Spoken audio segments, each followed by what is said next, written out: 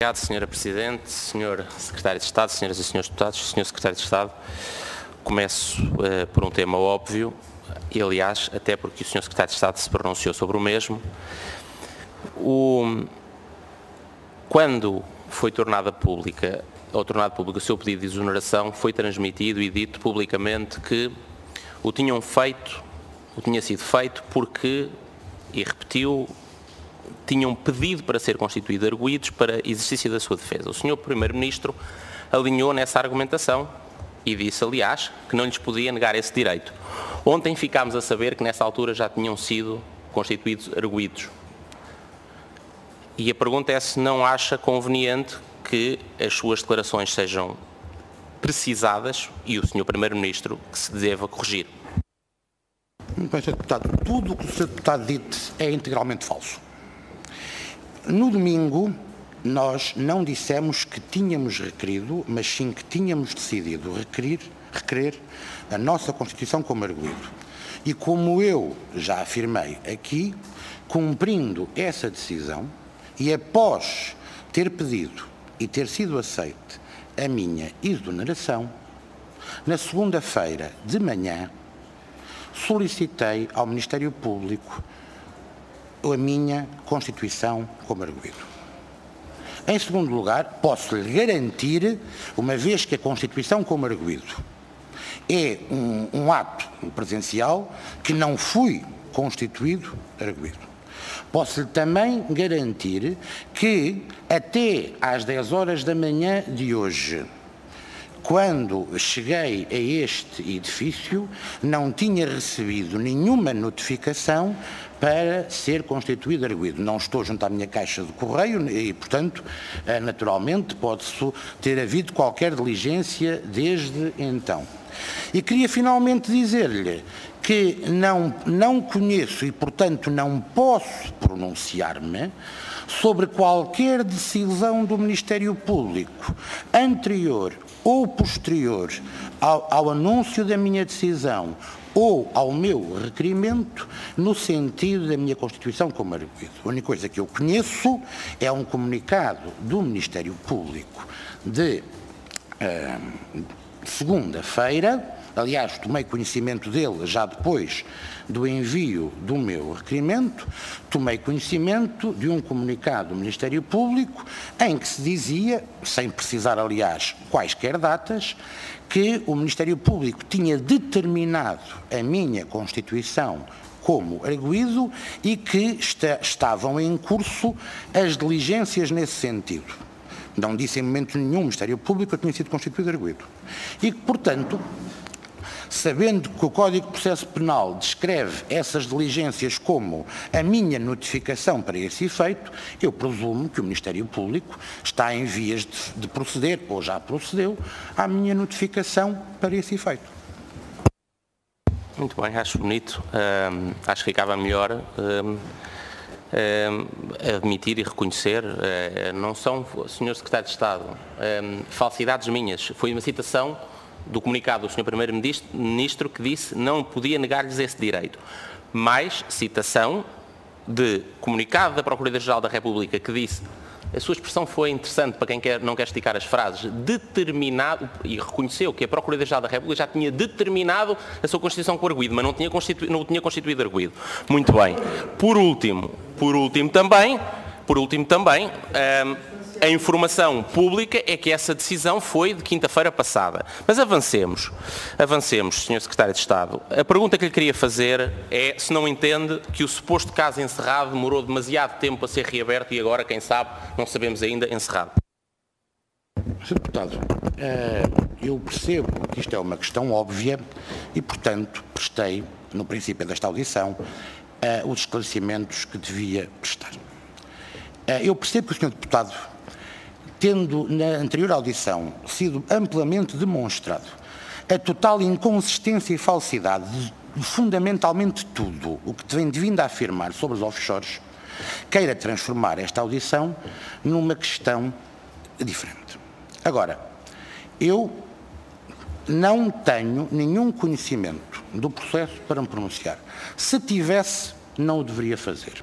Aliás, não tenho intenção de me pronunciar sobre o processo no futuro. E, portanto, se o Sr. Deputado tem questões relativas ao objeto da audição, tenho todo o gosto em responder. Eu sugeria que não se precipitasse a dizer que não temos perguntas, temos a fazê-las, mas tenho mais uma a fazer-lhe ainda. Se no dia 16 de setembro, quando o Governo aprovou o Código de Conduta a dizer que existe condicionamento, não apenas da imparcialidade, mas também da integridade do exercício de funções, quando sejam aceitos bens de valor igual ou superior a 150 euros, não achou que a integridade da sua função e a imparcialidade, que essa talvez ainda diga que se resolva com a escusa, mas a integridade não, o juízo do seu Governo não retirou as suas condições políticas para exercer o cargo? Referindo-me à minha resposta anterior, estou absolutamente disponível para responder às questões. E também, devo dizer, a Assembleia da República, creio eu, tem todo o direito de convocar um membro do Governo ou um ex-membro do Governo, se quiser colocar-lhe questões sobre outras matérias. Eu preventivamente me coloco à disposição desta ou de outra comissão que o queira fazer. Muito bem, acho que é revelador o silêncio, mas as perguntas ficaram e o silêncio tem um sentido. Sobre a questão da retirada de territórios da lista negra de offshores, Sr. Secretário de Estado, o que o diretor do Centro de Estudos Fiscais aqui disse é que, entendendo que deve haver um juízo global dos vários critérios, todos cumulativamente devem ser considerados. Todos. E cada um deles, não há nenhum que deixe de poder ser ponderado, em primeiro lugar.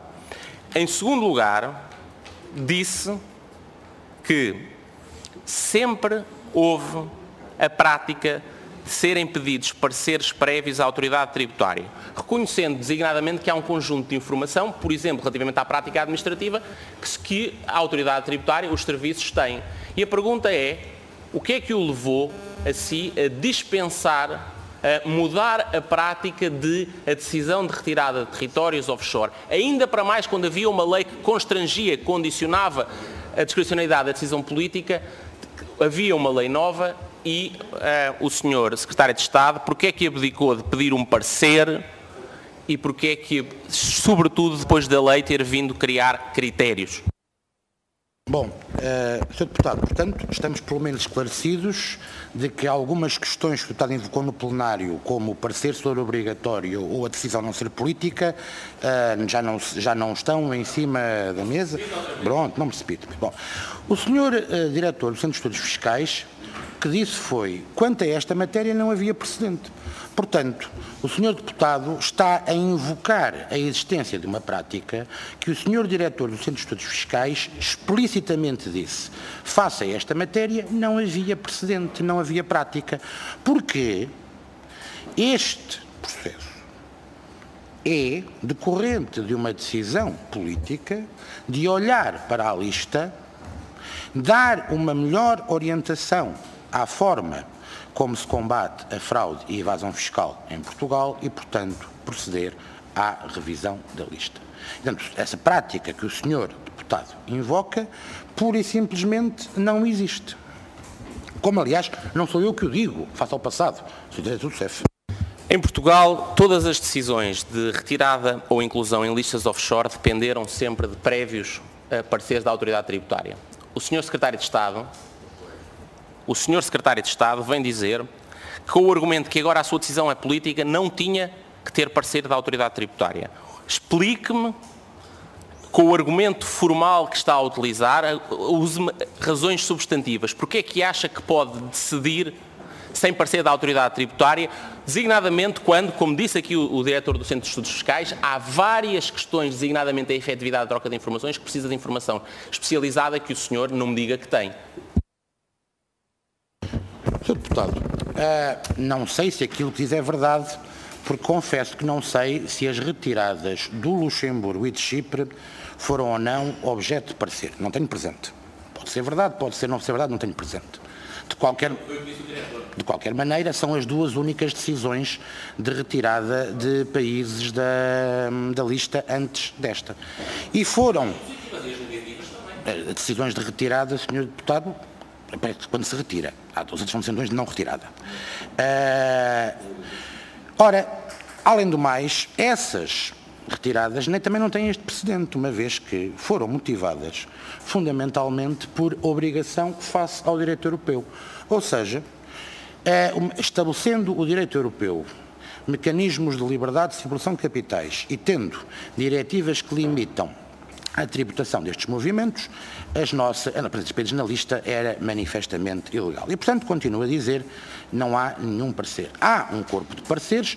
O meu entendimento é, em vez de pedir sucessivamente pareceres, tipo 6 para o Panamá, talvez convenha lê-los, extrair deles conclusões. E depois há mais formas de obter a opinião dos serviços do que pedindo pareceres, nomeadamente reunindo com os serviços, como se fez, fazendo questões específicas como sobre a existência ou não de obstáculos, como sobre quais são os instrumentos que existem, qual é a avaliação da OCDE. E há ainda uma questão que eu confesso que também gostava que o Sr. Deputado se me dirigisse, se entender. Qual era a intenção do seu governo quando assumiu, logo no princípio, com o Qatar, no fim, com Andorra e pelo meio, com outros países, provavelmente, quando assumiu o compromisso de os retirar da lista? Qual era a intenção do governo? Eu percebo a sua tentação de desviar a atenção, mas devo-lhe dizer, seguramente iniciar um processo que nunca era decidido sem um parecer da autoridade tributária, e foi isso que lhe faltou.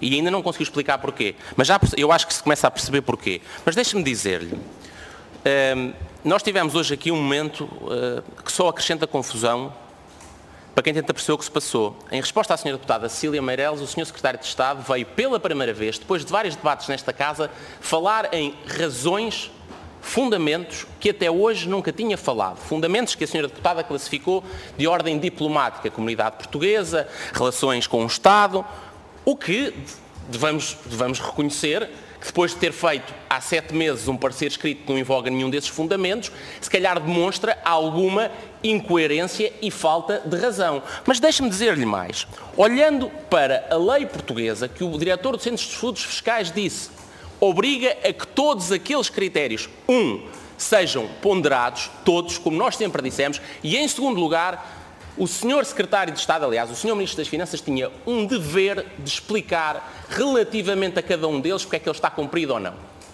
O que é que faz, chama-se o ónus de fundamentação, que o Sr. Secretário de Estado conhece bem. O que é que faz o Governo, depois destes argumentos de ordem diplomática? Até hoje a tese era a classificação na OCDE. Esse é um sub dos 4 critérios. Todos os outros são ignorados. Mas hoje teve, permita-me usar a expressão, algum descaramento de dizer, Sra. Deputada Cecília Meireles está muito enganada, porque há um parecer da autoridade tributária, sobre o Uruguai, desfavorável, um de 2014 e outro de março de 2015. Mas uns meses depois, a OCDE veio publicar um relatório que muda a classificação. Ó, Sr. Secretário de Estado, eu espero que tenha lido o relatório. O relatório diz lá que a avaliação que a OCDE faz é do período entre 2010 e 2013. O que significa que tudo o que a OCDE pensa e diz é sobre 2010 e 2013. Depois disso, em 2014 e em 2015, a autoridade tributária olhou para a situação do Uruguai e disse, não cumpre. Explique-me lá onde é que as circunstâncias mudaram. Sr. Deputado, como compreenderá, os relatórios internacionais baseiam-se em análises que decorrem num período temporal, são discutidos e finalmente aprovados. E são conhecidos quando são publicados. O Sr. Deputado poderá achar que nós devemos, em vez de confiar na avaliação da OCDE, mandar nós uma missão de fact-finding para cada um desses países e ter lá os nossos técnicos não sei quantos meses. Bom, o nosso entendimento, o Sr. Deputado naturalmente pode entender de outra maneira, é que a forma mais económica, se quiser, de o fazer, a forma que o CEF também recomenda, a forma que geralmente seguida, é para isso que servem as avaliações, é pegarmos as avaliações da OCDE. E, portanto, a questão é, a avaliação da OCDE é conhecida depois do parecer da autoridade tributária. E, portanto, qual é a questão? É que antes dela ser publicada, a autoridade tributária não a conhece. Pois, ao Sr. Secretário de Estado, mas se quer levar-se isso a sério, ter em conta a avaliação da autoridade da OCDE, leria também no relatório que naquele ponto que invocou ser o ponto importante, que é o ponto da troca de informações, a OCDE diz, apesar de uma classificação geral positiva ao Uruguai, sobre a troca de informações há um falhanço rotundo. O Uruguai, pelos testes feitos economicamente pela OCDE, ficou demonstrado que não responde a 2/3 dos pedidos de informação. Explique-me onde é que mesmo nessa sua leitura o subcritério da troca de informações efetivas está cumprido. Tenho que continuar a ler, Sr. Deputado. Tenho que continuar a ler e verificar que também está explicado nesse mesmo relatório que essa não troca se refere fundamentalmente aos pedidos de um país, a Argentina, e que se refere a pedidos da Argentina anteriores à entrada em vigor da Convenção sobre Troca de Informações entre os dois países. E que, portanto, o Uruguai, tal como, aliás, outros países, aplicam os pedidos de troca de informações em factos para o futuro. E não é assim tão estranho. Volto a invocar a Convenção de Troca de Informações entre Portugal e a Suíça, celebrada pelo seu governo, em que Portugal também aceitou que a Suíça apenas trocasse informações relativamente a factos posteriores à entrada em vigor da Convenção. E, portanto, eu diria, tive a mesma compreensão com o Uruguai de que o governo fez parte, teve com a Suíça. Sr. Secretário de Estado, não foi apenas da Argentina, foram vários pedidos de vários países, ponto 10 da página 9 do relatório da OCDE. Preferia que continuasse a manter-se nos factos, ou que começasse a manter-se nos factos. Mas deixe-me dizer-lhe,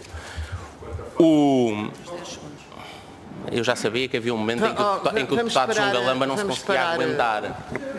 É o sinal do nervosismo típico dele, mas nós aguentamos com paciência. Terá o desconto desta interrupção. O senhor Secretário de Estado, a sua decisão, aliás, como eu creio que terá ouvido o diretor do Centro de Estudos Fiscais, não cumpre o dever de fundamentação. O senhor Secretário de Estado não diz em que medida é que ponderou e com que grau e em que medida é que ficou alguma coisa demonstrado sobre os vários critérios da lei. Sim, um dever de fundamentar é um dever legal e o senhor não o cumpriu. Sim, e para além da questão política, a questão jurídica é grave e é relevante. Mas vamos terminar com a questão política.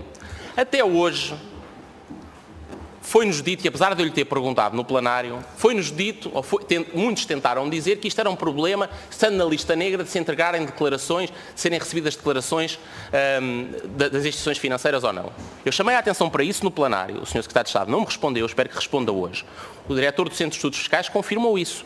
Mas é verdade ou não é verdade que o facto de se retirar um território da lista negra de offshores, daquela lista do número 2, tem consequências de diminuição da tributação, designadamente mudança, não aplicação das taxas agravadas de 35% para os rendimentos pagos de e para países fiscais, não aplicação da taxa agravada de IMI de 7,5% do imposto de mortágua, não aplicação da taxa agravada de IMT, não aplicação do prazo alargado de caducidade de 12 anos e não aplicação do regime legal das manifestações de fortuna. Há consequências sérias para além desta. Nós começámos a fazer perguntas há muito tempo sobre isto. O Governo começou por evitar responder, começou por dar umas certas respostas, hoje já veio aqui dar outras e nenhuma delas bate com os factos com que apresenta. e fugiu ao parecer da autoridade tributária. Muito obrigado, Sr. Deputado. Sr. Sr. Deputado, bom, eu devo dizer que eu vou tentando responder às perguntas que me fazem, naturalmente, não posso fazer um juízo sobre a minha competência a fazê-lo, mas a primeira questão é que as perguntas são respondidas e depois o Sr. Deputado faz outras perguntas diferentes e, portanto, o dever de fundamentação é na quarta ou quinta invocação de ilegalidade depois de demonstrado que todos os outros invocados... Sr. Deputado, vamos lá ver. Sr. Deputado, não sei se pessoalmente, creio que pessoalmente, eu pelo menos lembro-me de 2 deputados, um do seu partido e um do CDS, que no Parlamento Europeu, eu não digo que diziam, porque o tom de voz era um pouco mais elevado do que isso, que havia um parecer prévio obrigatório. Espero que estejamos todos esclarecidos que isso não tem qualquer fundamento. Depois, o Sr. Deputado no plenário, o Sr. Deputado Nuno Melo, numa recente reunião, diziam: basta cumprir um critério para ter que estar na lista. Fui tentando explicar que isso colocaria todos os países do mundo, ou quase, na lista, como aliás creio que o Sr. Diretor do CEF também há pouco referiu. Portanto, vamos sucessivamente evoluindo na questão da legalidade, vamos respondendo a uns e os senhores vão criando outros, sem no momento nenhum reconhecerem. Bom, se calhar de facto aquele argumento que nós há pouco invocámos não tinha razão. Agora, o Sr. Deputado faz uma questão muito simples. Sim, há um conjunto de mecanismos na lei, esse e outros, que estabelecem uma tributação agravada para os países que estão na lista negra. E, portanto, se o Sr. Deputado entender que esse é o melhor mecanismo tributário, tem uma excelente solução, põe todo o mundo na lista negra e tem ali tributação agravada sobre tudo. Tem um problema com o Tratado da União Europeia. Mas, pronto, fora da União Europeia e do Espaço Económico Europeu, pode pôr os países todos na lista. Ora bem, eu tenho chamado a atenção para que a lista negra é um mecanismo que tem a sua importância, mas que tem eficácia relativamente limitada.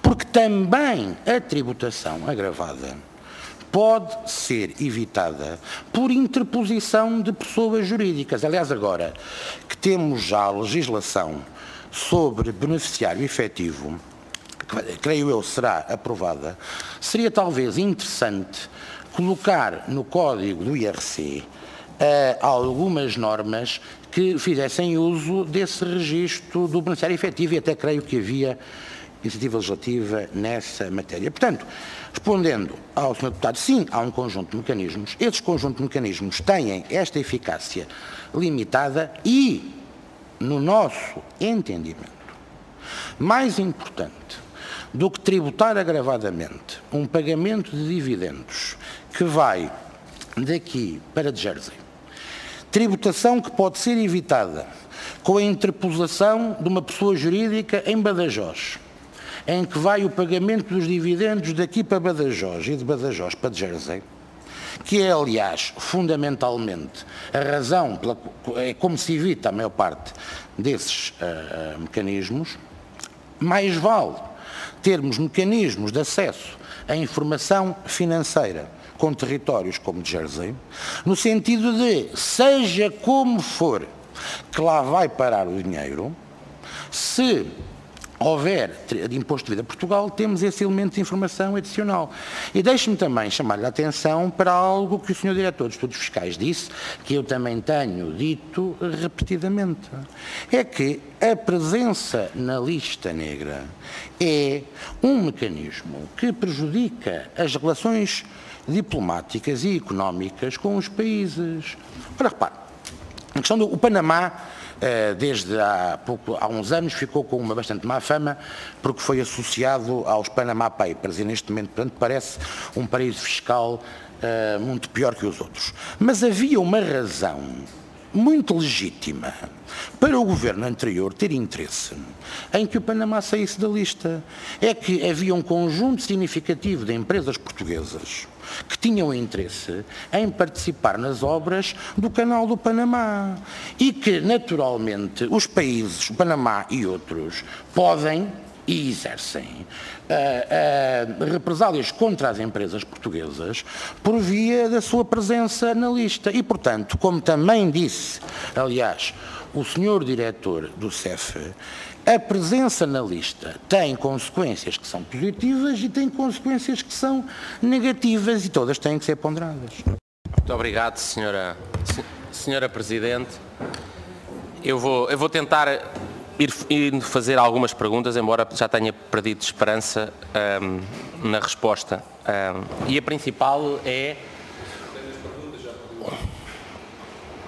O senhor diretor do Gabinete de Estudos, do Centro de Estudos Fiscais, disse aqui que os critérios da lei devem ser todos ponderados e que tem que haver uma fundamentação para o tratamento dado a cada um deles. E a verdade é que nós não temos evidência nem que todos tenham sido ponderados e muito menos até agora. Aliás, hoje tínhamos uma fundamentação de 2 parágrafos sobre, basicamente era a classificação pela OCDE. Hoje já crescemos, já apareceram 2 critérios, 2 fundamentos, eram primeiro os diplomáticos e depois os últimos, se é este da teoria do interesse económico estratégico para o país. E devo-lhe dizer, Sr. Secretário de Estado, que eu acho que o exemplo que deu a propósito do Panamá só me deixou mais interrogações e dúvidas. Basicamente, qualquer coisa do tipo que o Panamá se calhar devia ter saído porque havia obras que podiam interessar a empresas portuguesas no Canal do Panamá. E foi por aí fora dizendo que, bem, até agora havia uma linha continuada, toda a gente pensava igual, tentando meter o PSD, o CDS e o PS no mesmo saco. Ó Sr. Secretário de Estado, os acordos que foram celebrados foram acordos para se iniciar um processo de troca de informação e de apreciação das condições em que cada um dos territórios está. E tanto assim é que em respostas a pedidos dados feitos por alguns desses países, no governo anterior o que se fez foi pedir à autoridade tributária que os analisasse, que olhasse para as circunstâncias concretas da troca de informação e das condições de fiscalidade e decidir desfavoravelmente porque não cumpriam os critérios da lei. Mas a sua posição é uma posição bem diferente. Retirou os 3 territórios da lista de offshores sem querer saber da lei. E tanto assim é evidente que não há sinal do artigo 63D, número 2, no seu despacho. E continua a tentar fugir a ele. Portanto, decide borrifando na lei. Em segundo lugar, decide sem parecer da autoridade tributária. E vem dizer não havia precedente. Então explique-me lá uma coisa. Quando é um país estrangeiro, ou um território estrangeiro, a pedir, bem, o decisor político, para decidir bem, deve ouvir a autoridade tributária. Já se é cá dentro que a ideia vem, já não é preciso ouvir os serviços. O que é que a iniciativa tem a ver com a necessidade de ponderação, verificação técnica dos critérios? Nada. Mas a sua opção foi ignorar a lei, ou melhor, nem sequer pedir o parecer da autoridade tributária e pior, no caso do Uruguai, decidir contra o último parecer que tinha da autoridade tributária. Repare, podia ser uma posição legítima que demonstrasse que os pressupostos e a verificação do parecer da autoridade tributária se tinham alterado. Já agora, ouvindo a autoridade tributária outra vez sobre o assunto, mas não o fez. Durante muito tempo sustentou o argumento que isto era uma aposta diferente na obtenção da troca de informação. Pois é, mas a OCDE diz sobre o Uruguai especificamente que não cumprem os pedidos concretos de troca de informação, e não é só de um país, é de vários.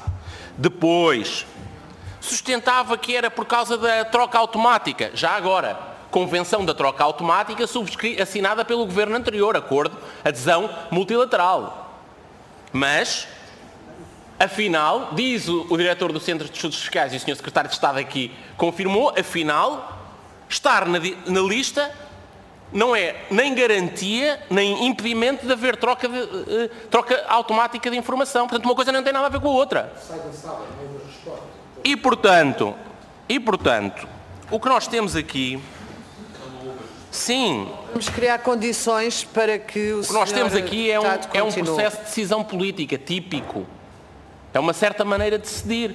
Ignorar a lei, decidir não só sem ouvir, mas à margem dos serviços, sem fundamentar, sem cumprir o dever de fundamentação com base na lei que nos rege a todos. E por isso não há cá negócios que se façam ou aberturas para empresas portuguesas irem fazer negócios em algum lado, desrespeitando o básico do quadro vigente, quadro institucional, quadro legal e deveres de transparência e de fundamentação política. Não há, e parece-me cada vez mais grave, ouvir essas explicações e esses fundamentos. E, portanto, se acha que eu ainda não percebi os seus argumentos, que é o que tem estado a dizer aí sem o microfone, olha, tem mais uma oportunidade.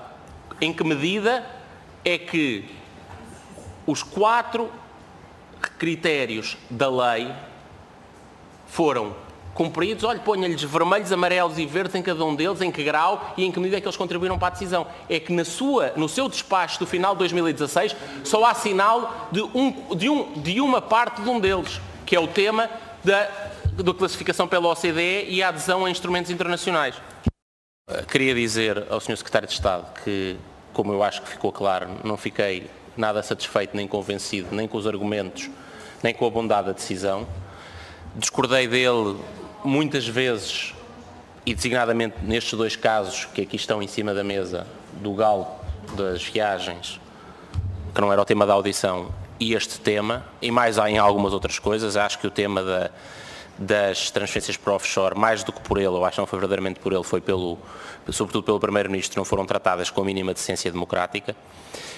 Dito isto tudo, não sei se o Sr. Secretário de Estado se irá sentar aqui ou nas cadeiras do Parlamento em breve, o que seja, queria-lhe transmitir o desejo de felicidades pessoais na sua vida e o debate democrático, mesmo quando muito intenso, baseado nas nossas convicções, não nos deve impedir de cumprimentar os adversários políticos. Eu acredito que, apesar de tudo, com interpretações diferentes do interesse público, estamos cá todos nesta sala a acreditar que estamos a servir o país da melhor forma e, portanto, queria-lhe deixar este cumprimento pessoal, não deixando de reiterar as profundas divergências pessoais e discordâncias pessoais. Mas queria dizer...